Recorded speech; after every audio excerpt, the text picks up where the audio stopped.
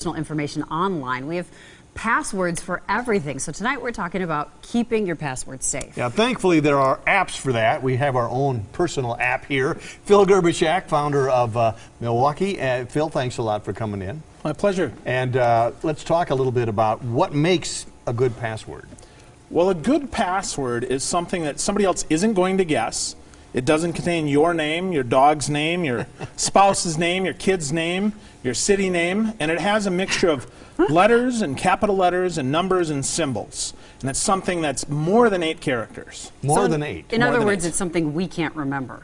Probably, yes, that's true. Do you need more than one password, or can you just use the same one? Well, I think it's best to vary the passwords a little bit, not completely. You don't have to greatly change them, but maybe increment a number or put a symbol in a different place, simply because if one of your passwords gets hacked, you don't want it to carry over on every other site. Right. And right now, the biggest password that's going to get hacked is either your email, your Facebook, or some other social media. So you need to vary those, otherwise you could be totally hosed. What are some of the tools to keep all of your passwords safe? So KeePass, it's K-E-E-P-A-S-S. K-E-E. K-E-E. KeePass is the best one out there, and that is platform agnostic. It doesn't matter if you're a Mac or a PC person.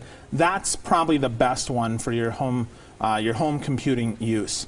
If you're a Mac person, 1Password is also very good. It's about $30, and then there's RoboForm, which is for your non Apple device, and that's another good one as well. Those are about $30 though, so you need to think about remembering, finding a safe place, maybe to hide them not under your keyboard, and yet still changing them up. I was going to ask you, how do you keep track of all the passwords and do that safely? That's a really good question. Keeping track of your passwords is coming up with a phrase that works. So for instance, if you say, "My dear old grandma's 80 years old," using the first or the last character of that phrase, then 80 for the number and maybe an exclamation point or a pound symbol at the end of that or somewhere in between it is going to help you greatly in that password safety.